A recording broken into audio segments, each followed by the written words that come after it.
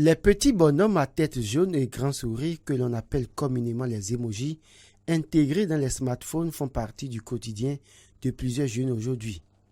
Ils permettent de traduire un état d'âme. L'emoji exprime un sentiment, une expression faciale sous forme de visage, un animal, un objet ou encore un concept. C'est beaucoup plus rapide de dire à quelqu'un que ton message lui est approuvé, que c'est un message qui fait rire. La même chose, ça permet de dire à la personne que ton message n'est pas le bienvenu. Ainsi de suite. Ça permet de peu écrire et de s'exprimer de façon ponctuelle et rapide. La jeune génération ne mesure cependant pas les impacts qui pèsent sur l'utilisation de ces emojis de façon fréquente et en particulier sur l'écriture. On a comme le sentiment que la jeunesse échappe en réalité à l'écrit, au vocabulaire nécessaire qu'on doit exprimer. Et les mots, on ne sait plus vraiment écrire les mots. Les mots qu'on devait écrire, on oublie.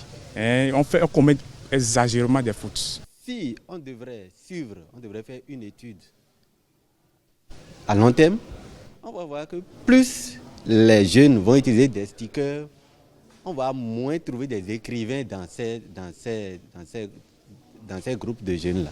Donc, la conséquence, ce n'est pas forcément aujourd'hui, mais dans les années à venir, ça va impacter sur la manière d'écrire des jeunes.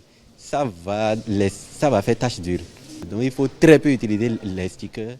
Il faut écrire, il faut lire aussi. Des fois, on ne finit pas à lire le message, on met le sticker.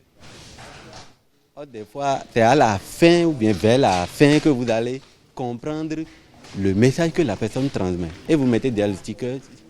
Celui qui suit aussi va mettre des stickers et finalement, vous n'allez pas vous comprendre. En utilisant trop ces symboles pour pouvoir répondre à...